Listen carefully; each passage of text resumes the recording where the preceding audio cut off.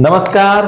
जवाहर नवोदय विद्यालय प्रवेश परीक्षेच्या अंकगणित अभ्यासमालेच्या 8व्या भागामध्ये आपलं सगळ्यांचं स्वागत आहे.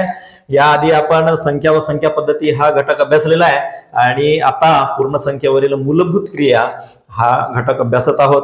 तर पूर्ण संख्या म्हणजे पूर्णांक संख्या आणि मूलभूत क्रिया म्हणजे बेरीज, वजाबाकी, गुणाकार, भागाकार, ज्या आपल्याला परिपूर्ण माहिती आहे तसं समजूया. याच्यामधील उपघटक आहे सरासरी. तर सरासरी म्हणजे काय?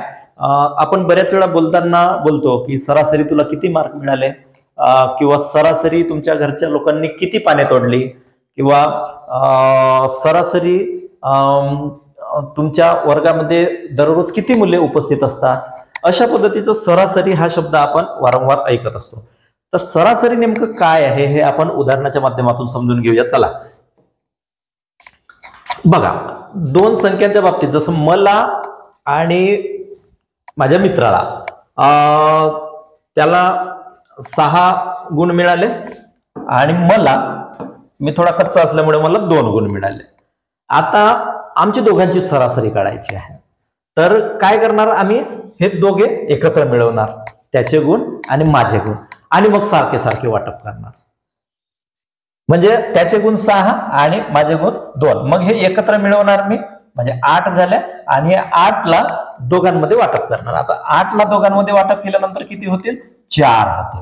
म्हणजे आमच्या दोघांच्या गुणांची सरासरी किती झाली? 4 झाली. तर बघा, आता ही संख्या रेषेनुसार कसं होईल की माझे 2 आणि हे 6, म्हणजे इकडे एक घर आला, हा इकडे एक घर आला, मी इकडे एक घर आलो, हा इकडे एक घर आला, म्हणजे आम्ही मध्ये कुठंतरी एकत्र येत आहोत. 4 वर एकत्र येतात दोघे.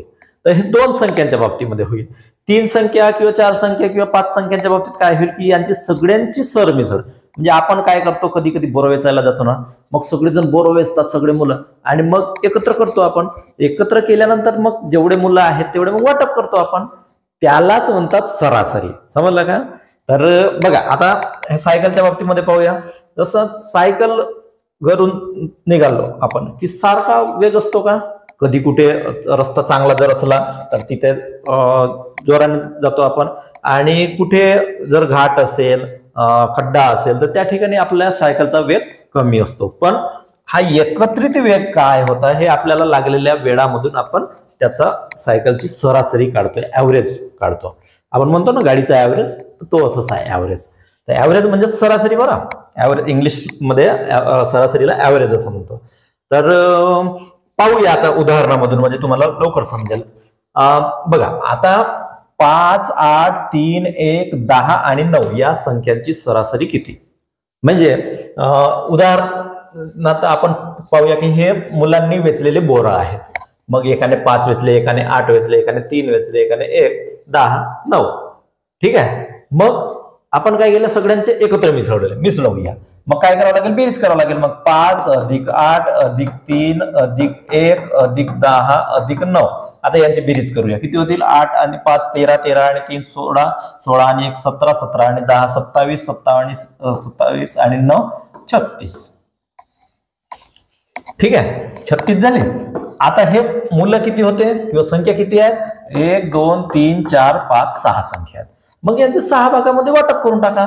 मग काय करावं लागेल? 36 भागीला 6 किती होणार? 6 6 36. म्हणजे यांची सरासरी किती येणार? 6 येणार. आहे का पर्यायामध्ये? 6 आहे. आता समजलं का? म्हणजे त्या सगळ्या संख्यांची बेरीज भागीला त्या संख्या किती संख्या आहेत तेवढे केला की ती सरासरी येऊन जाईल. आपण सूत्रपाठ करण्याची गरज नाही. एकदम आपल्याला प्रत्येक गोष्ट अशी समजली की मग सूत्राची गरज पडत नाही. सूत्रपाठ केला की मग तो कशाचं सूत्र आहे हेच आठवत नाही मग आपल्याला, आणि मग आपला वेळ वाया जातो. त्यामुळे सरासरी म्हणजे या सगळ्यांना एकत्र करणे आणि सारखे सारखे वाटप करणे, हे समजलं ना? चला आता हा दुसरा उदाहरण पाहूया. राहुलने 4 आंबे खाल्ले, निशाने 6 आंबे खाल्ले आणि पंकजने 2 आंबे खाल्ले. सगळ्यांनी सारखे खाल्ले का? नाही. तर तिघांनी मिळून सरासरी किती आंबे खाल्ले? तिघांनी मिळून. तर या सगळ्यांनी किती आंबे खाल्ले त्याचं एकत्र करूया. किती होणार? 4 आणि 6 10, 10 आणि 2 12. म्हणजे यांनी तिघांनी मिळून एकत्र खाल्लेले आंबे किती? 12. आता हे सारखे सारखे वाटप करूया. मग सारखे सारखे वाटप करण्यासाठी किती जण आहेत? 3 जण आहेत. मग या 12/3 जर केला तर उत्तर किती मिळणार आपल्याला? 4. म्हणजे 4 हीच झाली त्यांची सरासरी. म्हणजे त्या तिघांनी मिळून सरासरी किती आंबे खाल्ले? 4 आंबे खाल्ले. समजलं का? हा. तर आता हे कसे आहेत? कमी जास्त कमी जास्त कमी जास्त आहेत. तर बघा आता बऱ्याच वेळा काय होते की क्रमवार संख्या असतात.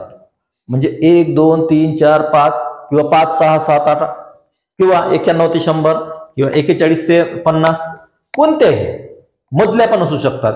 म्हणजे 23 ते 27 22 ते 44 असं पण असू शकते. तर अशा संख्या जर असल्या तर एवढी मोठी बेरीज करण्याची अजिबात गरज नाही. त्यांच्यासाठी सोपा फॉर्म्युला आहे. पण क्रमवार संख्यांची सरासरी कसं करतात बघूया आपण. आपल्याला समजा काढायचं आहे की क्रमवार संख्या 1 पासून 5 पर्यंतची संख्या काढायची. 1 अधिक 2 अधिक 3 अधिक 4 अधिक 5. ठीक आहे. आता यांची आपण बेरीज करणार. 1 अधिक 2 3 3 अधिक 3 6 6 आणि 4 10 10 आणि 5 15. ठीक आहे. त्यानंतर इथे किती संख्या आहेत? 5 संख्या आहेत. म्हणजे भागीला 5 केलं. उत्तर किती आलं? 3 आलं. याची सरासरी किती आली? 3 आली. तर आता ही कमी संख्या असल्यामुळे आपण बेरीज केली. आता हीच संख्या जर 25 पर्यंत असती तर तेवढी बेरीज करू शकलो असतो का आपण? नाही. किंवा हीच संख्या 100 पर्यंत असती तर आपण करू शकलो असतो का? आणि परीक्षेमध्ये असेच लांब आकडे देतात. तर त्यावेळी आपल्याला ही बेरीज करणे सहज शक्य नसते. आपण याच्या आधी क्रमवार संख्यांची बेरीज कशी करायची हे पाहिलं. पण त्याचा सुद्धा वापर इथे होणार नाही. इथे एक साधी गोष्ट आहे की शेवटची संख्या 5 आहे, सुरुवातीची संख्या 1 आहे. मग यांची बेरीज करून टाका. 5 आणि 1 6. मग यांना हे जे 6 आहेत यांचे 2 भाग करून टाका. 2 भाग केले. 6/2 किती आले? 3. आता बा इथे काढलेली सरासरी किती होते? 3 होती. आणि इथे पण आलेला आपला उत्तर 3 आहे. प्रश्नाच्या माध्यमातून पाहूया. पहिल्या 10 नैसर्गिक संख्यांची सरासरी किती? म्हणजे पहिल्या 10 म्हणजे कोणत्या? 1 अधिक 2 अधिक 3 असे कुठपर्यंत? अधिक 10 पर्यंत. आता यांची बेरीज करा आणि भागीला 10 करा. एवढं करण्यापेक्षा आपण काय करायचं? सुरुवातीची संख्या 1 अधिक शेवटची संख्या 10 किती होते? 11. 11/2 किती होते? 11/2. तुम्हाला हे माहिती आहे का? 0 येईपर्यंत बेरीज करणे. जसं 5 2 10 केला आपण. मग 1 शिल्लक राहिला. इथपर्यंत आपण शिकलो भागाकार. आता याच्या पुढील शिकण्यासाठी आपण काय करायचं? इथं दशांश चिन्ह द्यायचं आणि इकडे 0 द्यायचं. दशांश चिन्ह दिल्यानंतर इथे 10 झाले. 10 झाल्यानंतर 2 10 राहिले 0. अशा पद्धतीने भागाकार पुढे करायची सवय ठेवा. कारण आपण इथपर्यंत बाकी ठेवून भागाकार केलेला आहे. पण आता बाकी राहिलंच नाही पाहिजे अशा पद्धतीने भागाकार त्याचा सराव करा. पुढील भागामध्ये त्याचं सुद्धा आपण उदाहरण पाहणार आहोत. तर आता लक्षात आला किती आला सरासरी? म्हणजे 11चे 2 भाग केल्यानंतर सरासरी किती आली? 5.5. तर पर्यायामध्ये आहे का? आहे 5.5. ओके. हे आहे त्याचं उत्तर. अशाच प्रकारचा एक प्रश्न असेल आपल्याकडे. पण इथे 1 पासून नाही आहे. इथे कुठपासून आहे? 21 पासून 31 पर्यंत. तरीही काहीही प्रॉब्लेम नाही. काय करायचं? सुरुवातीची संख्या कोणती आहे? 21 आणि शेवटची संख्या कोणती आहे? 30. यांची बेरीज करून टाका. किती होते? 51 होते. 51 झाले. मग भागीला 2 करून टाका. किती होते? 51/2 केल्यानंतर 25.5. हे करता येतील ना? 51/2. 51/2 म्हणजे 5. आपण सोप्या पद्धतीने जाऊ. 2 दुने 4 राहिला 1 वर परत 1 घेतले. 2 10. आता 1 शिल्लक राहिला. आपल्याला इथपर्यंत भागाकार माहिती आहे. आता पुढे करायचं असेल तर या ठिकाणी दशांश चिन्ह द्यायचं आणि दशांश चिन्ह दिल्याबरोबर इकडे 0 द्यायचं. आणि इकडे शिल्लक राहिला की 0 देत जायचं. शिल्लक राहिला की 0 देत जायचं. तर आता 2 10 राहिले 0. आता पुढे सोडवायची गरज नाही. आता पुढे असं 0 0 0 दिले तरी त्याला काही अर्थ नाही. आपला कुठपर्यंत गृहीत धरायचा? इथपर्यंत. 25.5 याचं उत्तर आहे. 25.5. ठीक आहे. तर हे उत्तर बघा 25.5 आहे इथे. अशाच पद्धतीने आता आपण इतर संख्या ज्या आहेत ह्या झाल्या क्रमवार संख्या, म्हणजे 1 ते 10 किंवा 1 ते 20. बरं, 1 ते 20 पर्यंत जर कोणी विचारलं, 1 ते 20 असं जर विचारलं, तर यांची सरासरी किती येणार? 20 आणि 1 21. 21 चे अर्धे करा, 21 भागिले 2 किती होणार? 10.5. म्हणजे यांची सरासरी किती होईल? 10.5. आता जर तुम्हाला विचारलं की 30 ते 40, 30 ते 40 ची सरासरी किती? मग 30 आणि 40 ची बेरीज करा, किती होते? 70 होते. मग 70 चे 2 भाग करा, किती होणार? 35. म्हणजे 30 आणि 40 ची सरासरी किती होणार? 35. आता मधले जर संख्या जर विचारल्या असतील तर त्या कशा काढायच्या याबद्दल उदाहरण पाहूया आता काही. 20 सामन्यांची सरासरी 18 आहे. म्हणजे 20 सामने झाले, कुठला असेल क्रिकेटचं सामन्यांची सरासरी म्हणजे रन आहे, धावा, म्हणजे हे क्रिकेटचा सामना आहे. 20 सामन्यांची सामन्यातील धावांची सरासरी 18 आहे.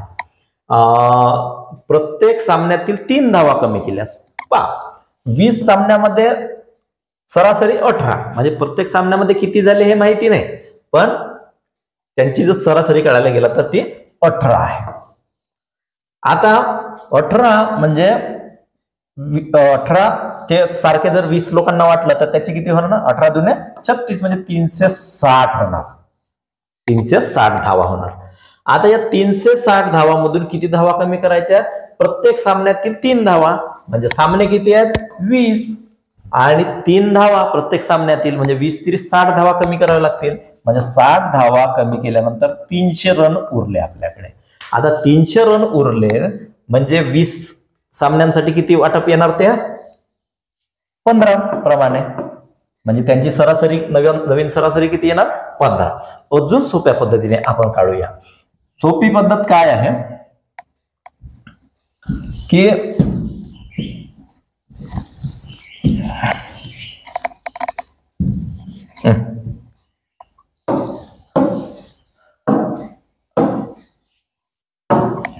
सोपी पद्धत अशी आहे की 18 ची सरासरी आहे, 3 धावा प्रत्येक सामन्यामधून कमी केलेल्या आहेत. म्हणजे या 18 मधूनच 3 कमी करून टाका ना, कारण सगळ्या सामन्यामधून केलेली आहे, प्रत्येक सामन्यामधून केलेली आहे, म्हणजे सरासरी 3 धावा प्रत्येकाला येतील. तर त्यामुळे आपण ते 3 धावा या सरासरी मधूनच कमी करून टाकायच्या. म्हणजे 18 मधून 3 धावा कमी झाल्यानंतर किती होणार? ते 15 धावा. म्हणजे सरासरी नवीन सरासरी किती होणार? 15. वेगवेगळ्या पद्धतीने करता येईल अशी काही कुठली पद्धत नाही, पण महत्वाचं म्हणजे समजणे खूप महत्वाचं आहे. काय आहे सरासरी आणि कमी केल्यानंतर कुठून कमी होणार हे लक्षात येणे आवश्यक आहे. चला पुढचं एक उदाहरण पाहू. 4 संख्यांची सरासरी 40 आहे. 4 संख्यांची कुठल्या तरी 4 संख्या आहेत, ABCD, ABCD समजण्यासाठी सांगतोय. यांची सरासरी किती आहे? 40 आहे. तर त्यातील पहिल्या 3 संख्यांची बेरीज 75 आहे. यांची सरासरी 40, म्हणजे या सगळ्यांची बेरीज किती आली असेल? 4 चौक 16, 160 आलेली आहे. बरोबर? म्हणजे ती सरासरी गुणिले त्या संख्या जर केला तर 160, म्हणजे ती बेरीज येणार त्यांची सगळ्यांची बेरीज. तर 160 आली त्यांची बेरीज. आता त्यातील पहिल्या 3 संख्या, पहिल्या 3 म्हणजे ह्या जर 3 संख्या असतील, ह्या 3 संख्याची बेरीज 75 आहे. मग ह्या एकाची बेरीज किती होणार? म्हणजे 75 अधिक D बरोबर 160 होत आहे. मग D ची किंमत काढण्यासाठी आपल्याला काय करावं लागेल? ह्या 160 मधून 75 कमी करून टाकावं लागेल. मग ह्या 160 मधून 75 कमी केल्यानंतर किती उरणार? सांगा बरं, किती उरणार? 85 उरणार. आहे का पर्यायामध्ये? आहे पर्यायामध्ये 85. म्हणजे ह्या चारही संख्यांची बेरीज किती येणार? बेरीज कशावरून काढणार आपण? हे सरासरी. म्हणजे यांनी प्रत्येक संख्या ही वेगवेगळी आहे, पण आपण सरासरी 40 समजली, म्हणजे प्रत्येक संख्या ही 40 समजून घेतली. प्रत्येक संख्या 40 समजून घेतली, म्हणून हे 40 4 वेळा घेतल्यानंतर 160 झाले. आता दुसरी अट काय म्हणते की पहिल्या ज्या संख्या आहेत, पहिल्या 3 संख्या म्हणजे कोणत्या तरी ह्या 3 संख्या पकडू, यांची 75 आहे, म्हणजे यांची 75 आहे.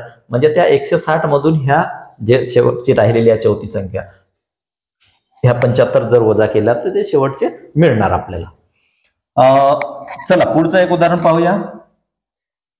वर्गातील 20 विद्यार्थ्यांचे सरासरी वय 10 वर्ष आहे. 20 विद्यार्थ्यांचे वय म्हणजे हे जे 20 विद्यार्थी आहेत यांचे सरासरी 10 वर्ष. आता कोणाचं कमी असेल 10 असेल, कोणाचं 9 असेल, कोणाचं 8 असेल, कोणाचं 11 असेल, पण सरासरी जेव्हा केलो तेव्हा त्यांचे आपण समान केले 10 10 10 10.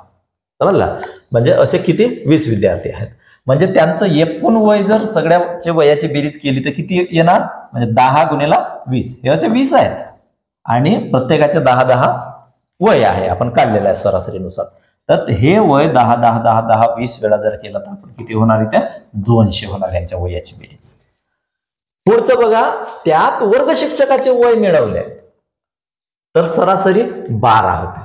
मग आता बघा, वर्ग शिक्षकाचे वय मिळवलं तर सरासरी 12 होते. म्हणजे हे किती वाढणार? 21 वाढणार आणि यांची सरासरी किती होते? 12 होते. म्हणजे 12 गुणिले जर 21 केला तर 12 1 12 आणि 12 2 24 आणि 1 25 252 होते. 12 आणि 21 म्हणजे 12 12 12 21 वेळा घेतले. कारण हे 21 झाले ना, कारण वर्ग शिक्षक पण त्याच्यामध्ये आले. पहिल्यांदा 20 विद्यार्थी होते, मग वर्ग शिक्षक आले त्यांच्यामध्ये, म्हणजे हे संख्या वाढली 21 झाले आणि हे 12 12 21 वेळा झाले. म्हणजे यांची बेरीज आता गुरुजीची बेरीज त्याच्यामध्ये मिसळली आहे. ही झाली विद्यार्थ्यांची बेरीज आणि ही झाली गुरुजी मिळवून विद्यार्थ्यांची बेरीज. म्हणजे विद्यार्थ्यांचे तर होतेच तिथे आधी आणि त्याच्यामध्ये आता गुरुजीचे पण वाढले, म्हणजे वर्ग शिक्षकाचे पण वाढले. तर पहा, विद्यार्थ्यांचे 200 आहेत आणि गुरुजीचे टाकल्यानंतर 252 झाले. मग वर्ग शिक्षकाचं किती वय असेल? 52. काही बेरीज वजाबाकी करण्याची गरज नाही. ते 200 आहे, ते 252 आहेत. म्हणजे त्यांचं वय किती आहे? 52 वर्ष. आला? 52 वर्ष आहे पर्यायामध्ये. तर अशा पद्धतीने आपल्याला सरासरी काढायची आहे. जर क्रमवार संख्या असेल तर पहिली संख्या म्हणजे लहान संख्या आणि मोठी संख्या यांची बेरीज करायची आणि त्यांचे 2 भाग करायचे, म्हणजे भागीला 2. म्हणजे लहान संख्या कुठली आहे आणि मोठी संख्या कोणती आहे त्यांना एकत्र करायचं आणि भागीला 2 करायचं. मधल्या संख्यांचं काही करण्याची गरज नाही. मात्र ह्या संख्या क्रमानेच असणे आवश्यक आहे. जर अशा पद्धतीने आला 1 2 3 आणि इथून मग 5 6 7 असं आलं तरी तो नियम लागू होत नाही, कारण इथे 4 नाही आहे. त्यामुळे आपल्याला काय करायचं आहे? पहिली संख्या आणि शेवटची संख्या केव्हा करणार आपण? जेव्हा त्या संख्या क्रमवार असतील. मग कुठून नाही क्रमवार, 4 5 6 7 असतील तरी चालेल किंवा 2 पासून असतील तरी चालेल. तर असे जर असतील तर त्या संख्याच्या सिरीज मधील लहान संख्या, आधीची संख्या आणि शेवटची संख्या यांना एकत्र करायचं आणि एकत्र करून त्यांचे 2 भाग केले की त्याची सरासरी आपल्याला मिळणार. आणि जर क्रमवार नसतील संख्या तर काय करायचं? त्या सगळ्या संख्यांची बेरीज करायची आणि त्यांना वाटप करायचं. जेवढे जण आहेत तेवढ्यामध्ये किंवा जेवढ्या संख्या आहेत तेवढ्यामध्ये वाटप करायचं. ते जे आलेलं उत्तर आहे ते सरासरी आहे. आणि त्या सरासरीने त्या संख्या किती आहेत यांना जर गुणलं तर आपल्याला त्यांची बेरीज मिळते. तर ही बेरीज आपण ह्या शेवटच्या उदाहरणामध्ये पाहिली होती. 4 संख्यांची सरासरी 40 आहे. म्हणजे यांची सरासरी बेरीज किती? सरासरीची बेरीज जी आली आहे 160 ती या सगळ्यांची बेरीज येईल. म्हणजे नेमकं किती आहे, प्रत्येकाने किती मिळवलं हे आपल्याला माहित नाही. कदाचित याने 30 मिळवले असतील, कदाचित याने 40 मिळवले असतील, याने 10 मिळवले असतील, याने 50 मिळवले असतील, पण आपल्याला ते माहिती नाही आहे. आपण सगळ्यांचं समजून घेतलंय 40 आहे प्रत्येकाची सरासरी. तर त्या सरासरीच्या हिशोबाने आपण 4 लोकांचे 160 घेतले आणि 160 घेतल्यानंतर आपल्याला तिघांचे सांगितलं आहे परत. या तिघांचे 75 आहेत, म्हणजे त्या तिघांचे त्यांना देऊन द्या. मग जे उरलेले आहेत ते या बापूचे आहेत, डीचे आहेत. तर अशा पद्धतीने आपण उदाहरणं सोडवू शकतो. अशा पद्धतीचे उदाहरणं बऱ्याच वेळा येतात, कारण आतापर्यंत जवळपास 10 वेळा या पद्धतीचे उदाहरण आले आहेत. फक्त या ठिकाणी बदल होतो, मात्र हा जो पॅटर्न आहे प्रश्नाचा पॅटर्न हा सेम असतो. अशा पद्धतीने खूप सारा सराव करा. तुमच्या याच्यामध्ये असतील किंवा डिस्क्रिप्शन बॉक्समध्ये आम्ही बरेच प्रश्न दिलेले आहेत, त्यांचा सराव करा आणि सरासरीपेक्षा जास्त गुण मिळवून दाखवा.